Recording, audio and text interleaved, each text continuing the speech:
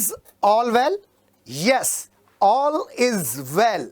City हलचल का खास कार्यक्रम उन बच्चों के लिए जो पहली बार बोर्ड में बैठ रहे हैं, उन बच्चों के लिए जो दूसरी बार बोर्ड में बैठ रहे हैं, उन बच्चों के लिए जिन्होंने पूरा कोर्स अभी तक नहीं किया है, उन बच्चों के लिए जो 90 प्लस मार्क्स लेकर आना चाहते हैं, और उन बच्चों के लिए भी जो नॉन अटेंडिंग स्टूडेंट्स की कैटेगरी में आते हैं, जिन्हें हम डमी एडमिशन कहते हैं। उन सब के लिए सिटी हलचल का खास कार्यक्रम ऑल इज वेल। रखिए दिल पर हाथ और कहिए, आज से शुरू करेंगे तैयारियां और पढ़ने का काम। ऑल इज वेल हमारे साथ मकर संक्रांति के इस पर्व पर सभी को शुभकामनाएं। मकर संक्रांति का पर्व इसलिए महत्वपूर्ण है कि सभी को प्रकाश देने वाले सूर्य एक नए फेज में आते हैं, और नए फेज में आने का टाइम आपका भी है। और अब आप अपनी गाड़ी 5th गियर में डालिए और दे दीजिए स्पीड तैयारियों को, क्योंकि टाइम 1 महीने से भी कम है। यूपी बोर्ड के स्टूडेंट हैं, आईसीएसई बोर्ड के स्टूडेंट हैं या सीबीएसई बोर्ड के स्टूडेंट हैं, आपके पूरे साल की तैयारियों को ये 1 महीना नई स्पीड देगा, नए लुक देगा और आपके कॉन्फिडेंस को और इंक्रीज करेगा। इसलिए ऑल इज वेल कार्यक्रम में हमारे साथ स्पेशलिस्ट्स की टीम होगी। सब्जेक्ट स्पेशलिस्ट आएंगे और वो लोग भी आएंगे जो आपको बताएं कि आप डाइट के जरिए, आप अपने टाइम के जरिए किस तरीके से इन तैयारियों को और ज़्यादा अच्छी तरीके से मूर्त रूप में लेकर आ सकते हैं। तो चलिए शुरू करते हैं कार्यक्रम को। आज ये हमारा जनरल कार्यक्रम है और इस जनरल कार्यक्रम में सभी बोर्ड के स्टूडेंट्स के लिए कुछ जनरल टिप्स, और उसके बाद हम आप लोगों के लिए उन लोगों से मुलाकात करेंगे जो सब्जेक्ट को आपके साथ शेयर करते हैं, जो कई बार 10वीं कर चुके हैं, जो कई बार 12वीं कर चुके हैं और आगे भी कई बार 10वीं करेंगे, कई बार 12वीं करेंगे। नहीं समझे? समझ जाइए, क्योंकि समझने का टाइम है आपके टीचर्स के साथ। इन सभी टीचर्स ने करीब 30 साल तक 10th के स्टूडेंट्स को बताया है किस तरीके से आप मेहनत कर सकते हैं, किस तरीके से आप अपने करियर को लेकर प्लान कर सकते हैं। इन सभी टीचर्स ने 30 और 35 सालों तक 12th क्लास के स्टूडेंट्स को बताया है कि वाई स्कूलिंग इज इम्पॉर्टेंट, क्यों नहीं स्कूल अटेंड करते आप लोग। इसलिए इन सब लोगों के साथ ऑल इज वेल कार्यक्रम में मैं के आपके साथ आपकी मुश्किलों को आसान करने की एक छोटी सी कोशिश करूंगा। और इस कोशिश में सबसे पहले बोर्ड की प्रिपरेशन को लेकर ये टिप्स हैं जो आपको अपने डेली रूटीन में उतारने पड़ेंगे। जी हाँ, हर तरफ के प्रेशर को दरकिनार कर दीजिए, मोबाइल को उठाकर कुछ टाइम के लिए दूर रख दीजिए और अपनी डाइट पर विशेष ध्यान दीजिए। इन्हीं सजेशंस के साथ टिप नंबर 1, देखिए जितने भी 12th के स्टूडेंट्स हैं उनके प्रैक्टिकल स्टार्ट हो गए हैं, और प्रैक्टिकल जब स्टार्ट हो गए हैं तो उनका जो 24 घंटे का टाइम था, जिसमें से वो 6 से 8 घंटा अपनी नींद को देते थे, उनके लिए ये टाइम बड़ा इम्पॉर्टेंट है।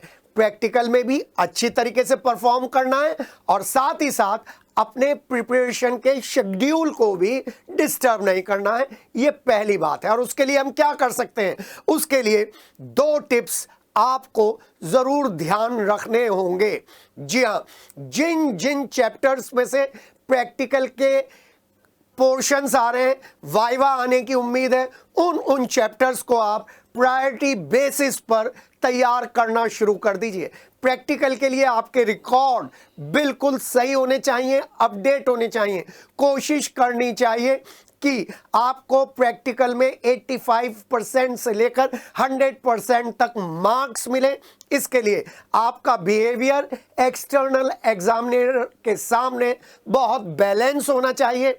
आप इस तरीके से नजर आने चाहिए कि आप ओबीडियंट स्टूडेंट हैं, आपका रिकॉर्ड अपडेट होना चाहिए, क्योंकि अगर उसमें कोई कमी होती है और 2 नंबर भी आपके कम हो गए तो आपकी परसेंटेज पर असर पड़ेगा। तो वो स्टूडेंट्स जो प्रैक्टिकल के लिए अपीयर होने जा रहे हैं उनको विशेष ध्यान रखना है।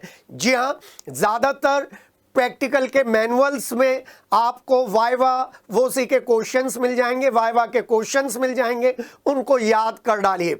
और साथ ही साथ आपके एमसीक्यू के जो क्वेश्चंस हैं उनको भी आप याद करना शुरू कर दीजिए चैप्टर वाइज। हाँ, 70%, घबराइए मत, 70% एमसीक्यू के क्वेश्चंस आपको याद है, इसलिए थोड़ा सा अपने आप को गियर अप करिए और प्रैक्टिकल से रिलेटेड चैप्टर्स के एमसीक्यू और जो पीछे क्वेश्चंस दे रखे हैं उनको अच्छी तरह से करिए। पहला टिप 12th के लिए। दूसरा टिप उन बच्चों के लिए जो प्रैक्टिकल देने जा रहे हैं, सबसे पहले अपनी स्कूल यूनिफॉर्म में जाएं। नंबर 2, अपनी किट प्रॉपर लेकर जाएं, अपना रिकॉर्ड प्रॉपर लेकर जाएं, और जो वो प्रैक्टिकल कर रहे हैं कॉपीज में, अपनी एग्जाम वाली कॉपीज में, उसमें कोशिश करें कि कम से कम कटिंग हो, दोनों तरफ प्रॉपर मार्जिन होना चाहिए। और उसके बाद आप अपना प्रैक्टिकल बहुत ध्यान से, बहुत शांति से करिए। कोई भी रूल को अवॉइड मत करिए। अगर आपका एग्जामिनर आपसे क्रॉस क्वेश्चन पूछ रहा है और आपको उन क्वेश्चंस के आंसर नहीं मालूम है, उनसे सॉरी बोलिए बहुत पोलाइटली और कहिए मैडम मैंने ये वाला टॉपिक स्टार्ट किया है, इस टॉपिक पे मेरी अच्छी तरीके से पकड़ है और अभी प्रिपरेशन कर रहा था या कर रही थी, तो इसमें से आप प्लीज़ पूछ लीजिएगा। तो शायद आपके एग्जामिनर खुश हो और वो आपसे उसी में से पूछ लें। इसलिए आपका behaviour is the most important part of your practical exam. तो अपने वाइवा के लिए और प्रैक्टिकल के लिए आपको जब काम करना है तो सबसे पहली बात आवाज को कंट्रोल में रखना है और कॉपी में कटिंग नहीं करनी है। अपने प्रैक्टिकल को neat and clean with heading with diagram आपको करना है। ये टिप नंबर 2 है। और टिप नंबर 3, जब आपने प्रैक्टिकल दे दिया, जब आपका प्रैक्टिकल हो गया, उसके बाद घर पर आकर बढ़िया खाना खाइए, बढ़िया 2 घंटे की नींद लीजिए और फिर अगले दिन की तैयारी में लग जाइए। एक एक दिन भी वेस्ट नहीं करना है, क्योंकि अब 30 दिन से भी कम समय है। और अगर आपका कुछ भी पढ़ने का मन नहीं कर रहा है, होता है प्रैक्टिकल देने के बाद थकान हो जाती है, कुछ भी मन नहीं कर रहा है, तो आप इंग्लिश के न्यूज़पेपर का एडिटोरियल पढ़िए, अपनी इंग्लिश की टेक्स्ट बुक को पढ़िए और अपने फार्मूलों की जो आपने लिस्ट बना रखी है उसको पढ़िए, एक बार रिवाइज कर डालिए। जी हाँ, अगर आपका पढ़ने का मन नहीं कर रहा है तो उस टाइम में आप वो चीजें रिवाइज कर सकते हैं जिन पर आपकी पकड़ बहुत अच्छी है। जी हाँ, लेकिन टाइम वेस्ट नहीं करना है। और टाइम वेस्ट ना करने के 2 सबसे बढ़िया तरीके हैं।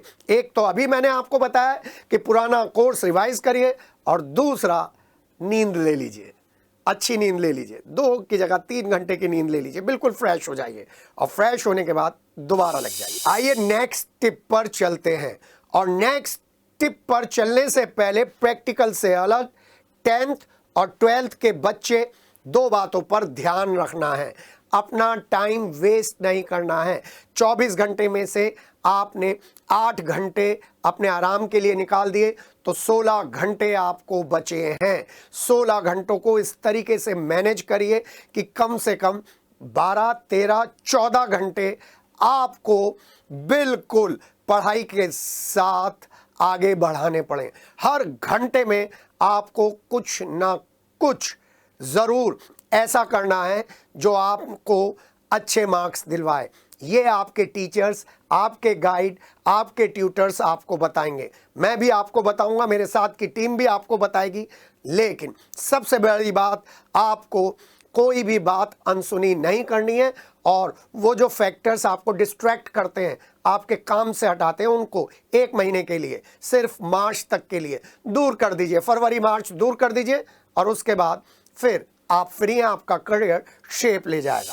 अब 12th के बच्चे 2-3 बातों पर और ध्यान रखना है।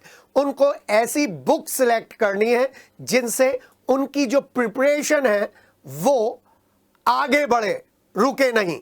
जी हाँ, उसमें आपको बोर्ड के पैटर्न के अकॉर्डिंग एमसीक्यू, 2 नंबर के क्वेश्चन, 3 नंबर के क्वेश्चन, 4 नंबर के क्वेश्चन, 5 नंबर के क्वेश्चन, 7 नंबर के क्वेश्चन, 8 नंबर के क्वेश्चन, अलग अलग सब्जेक्ट्स की बात कर रहा हूं, वो सब दिए हुए होंगे।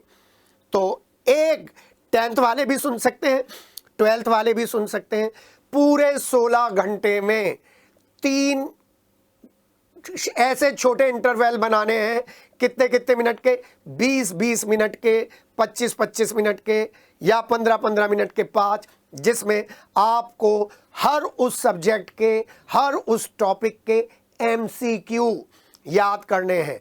और जब आप एमसीक्यू पढ़ें और जिनके आंसर आपको ना याद हो रहे हो उन पर टिक मार्क कर लें और टिक मार्क करके उनको आइडेंटिफाई करें और 3 दिन तक उन एमसीक्यू को रिवाइज करें।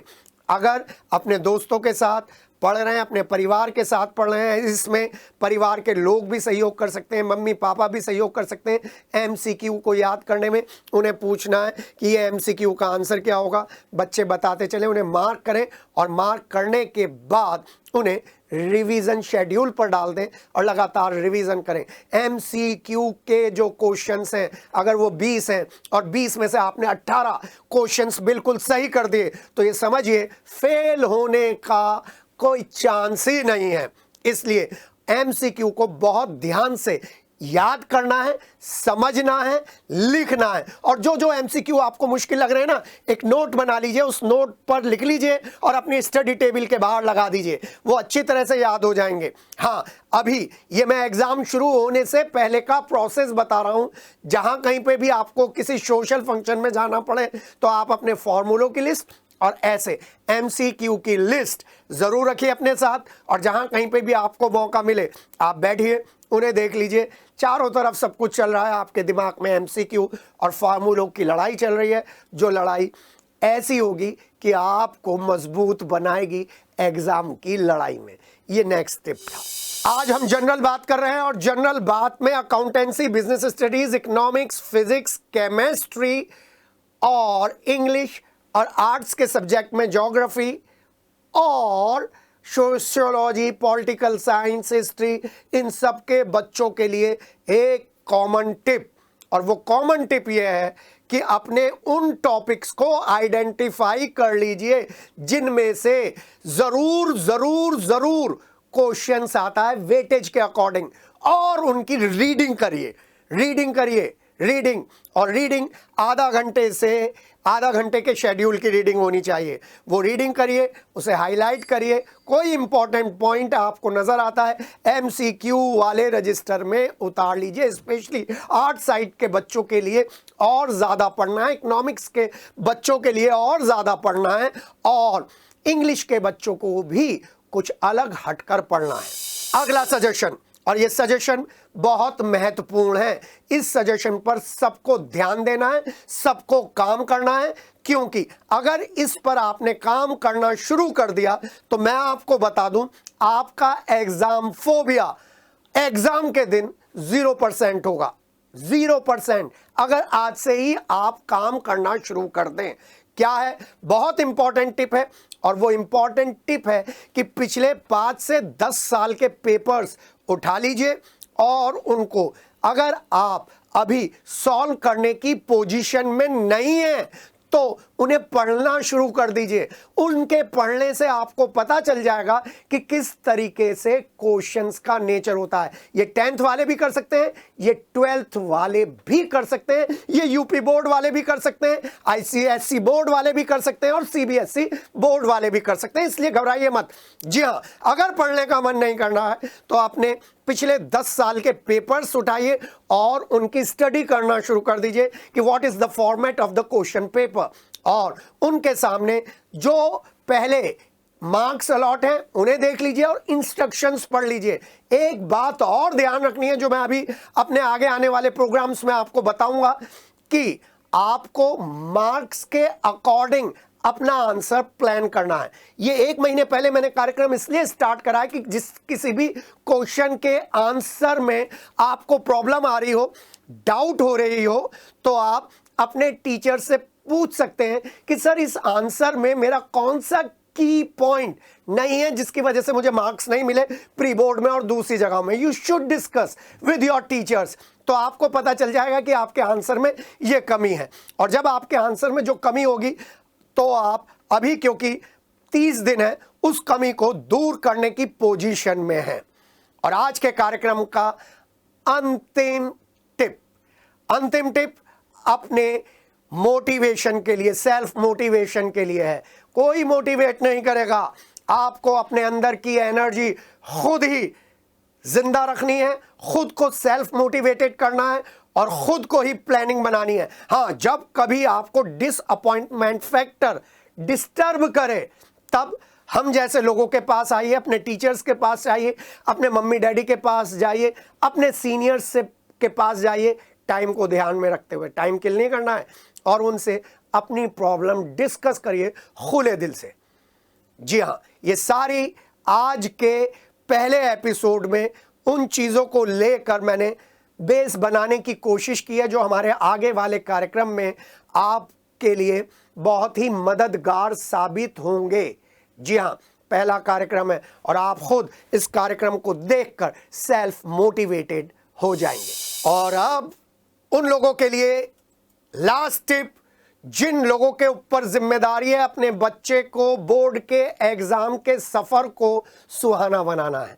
जी हाँ, टीचर्स, प्रिंसिपल्स और मम्मी डैडी और बड़े लोग, जी हाँ, आप सबकी जिम्मेदारी है आप अपने बच्चे को ऐसा माहौल दें कि बच्चा घर से ना भागे।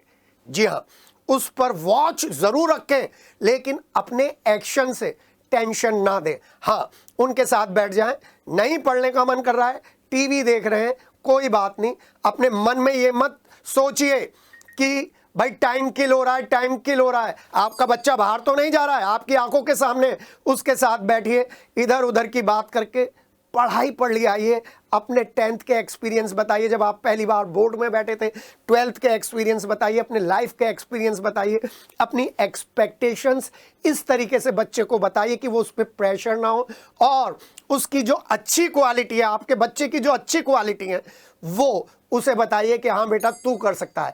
जब मैं टीचिंग में था, जब मैं एकेडमी से जुड़ा हुआ था, तब मेरे पास जब भी बहुत सारे पेरेंट्स आते थे और वो अपने बच्चों की लंबी लंबी लिस्ट कमियों की गिनवाते थे, प्रिंसिपल्स और टीचर्स के पास भी बहुत सारी कमियां होती थी। I was the only teacher जो इस लाइन पर काम नहीं करता था। I was the only educationist जो कभी बच्चों को मॉरली डिप्रेस नहीं करता था। हाँ, स्ट्रिक्ट था, सजा देता था, लेकिन कभी डिप्रेशन वाले मोड पर बच्चे को जाने नहीं देता था। यही आपकी ड्यूटी है, आप बच्चे के साथ बैठिए और उसको डिप्रेशन वाले मोड पर नहीं आने देना है। हाँ, आपको लगेगा आपके बच्चे की तैयारी सही नहीं है तो अब तो कुछ नहीं हो सकता, अब तो सपोर्टिव रहना है। क्या पता ये 1 महीना आपके बच्चे की तैयारी को कुछ इस तरीके से गियर अप कर जाए कि आपको लगे कि मेरे बच्चे ने मिरेकल कर दिया। इसलिए आपको घर का एटमॉस्फेयर बहुत अच्छा रखना है। दूसरा काम आपको जो करना है, अपने बच्चे की डाइट का टाइम और डाइट का ध्यान रखना है और स्लीपिंग आवर्स का ध्यान रखना है। हाँ, मोबाइल को लेकर जब आप अपने बच्चे के साथ इंटरेक्शन करें तो उसके लिए थोड़ी सी प्रैक्टिस कर लीजिएगा, क्योंकि कहीं ऐसा ना हो मोबाइल के यूज़ को लेकर आने वाले 24 घंटे डिस्टर्ब हो जाएं। जी हाँ, टाइम इंपॉर्टेंट है और अब आपके अनुभव की परीक्षा है। अनुभव की परीक्षा है माता पिताओं, अनुभव की कि आप बच्चे को किस तरीके से इस बोर्ड के सफर पर लेकर चल रहे हैं। आज का ये पहला एपिसोड था, इससे आपको कुछ टिप्स मिल गई होंगी। बहुत ही जल्द दूसरे एपिसोड में हम आपको और तैयारी करने के टिप्स देंगे, विशेषकर 10वीं के बच्चों को। विशेषकर यूपी बोर्ड के बच्चों को, विशेषकर आईसीएसई बोर्ड के बच्चों को और विशेषकर सीबीएसई बोर्ड के बच्चों को। तो अगर तैयारी नहीं शुरू करी है तो खड़े हो जाइए और बोलिए ऑल इज वेल। आज इसे तैयारी शुरू कर रहे हैं, अभी से तैयारी शुरू कर रहे हैं। चाहे एक क्वेश्चन, एक एमसीक्यू आज ही याद करिए, लेकिन करिए जरूर। All is well. God bless you all.